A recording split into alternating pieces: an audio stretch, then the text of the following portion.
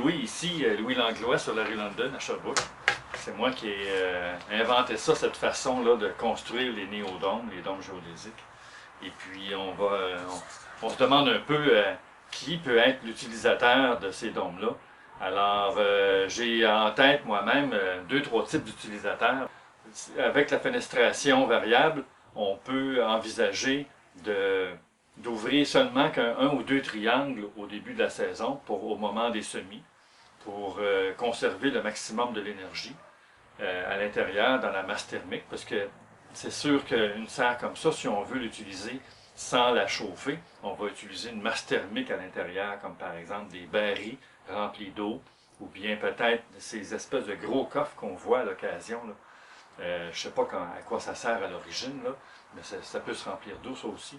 Ou peut-être même installer une petite production qu'on appelle l'aquaponie, c'est-à-dire des choses, des bassins où on fait pousser les poissons en symbiose avec les plantes.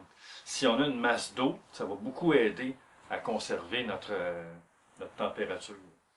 Alors le deuxième type d'utilisateur, ça serait encore là en mode urbain ou même à la campagne, on pourrait faire un poulailler facilement avec un dôme comme ça ici.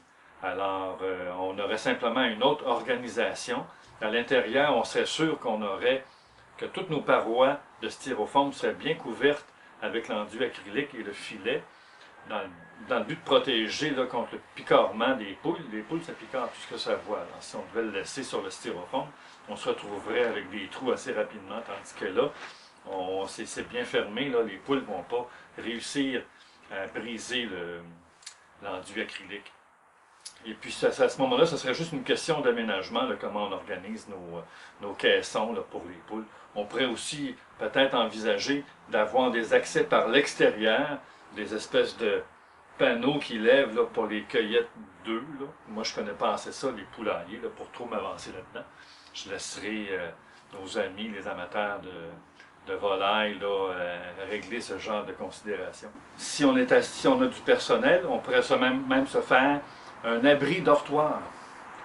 J'ai décidé d'installer un hamac dans le néodôme, tout simplement pour bénéficier du hamac.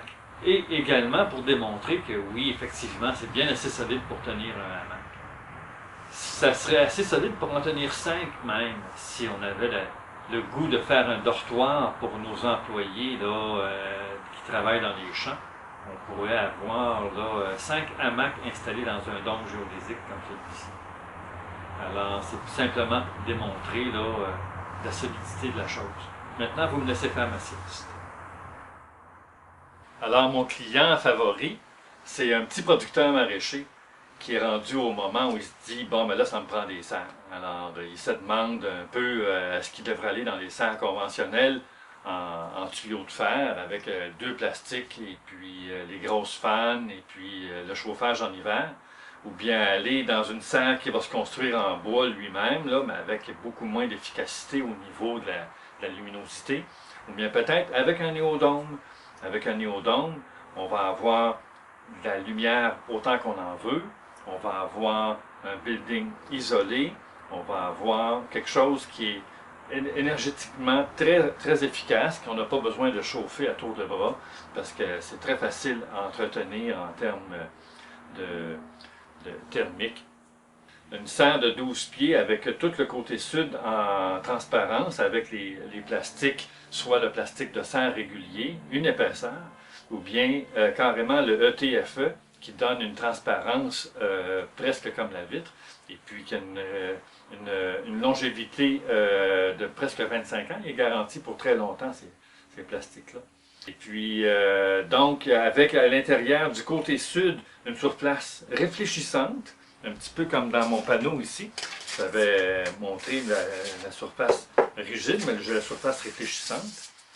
Et puis, une masse thermique, une masse d'eau.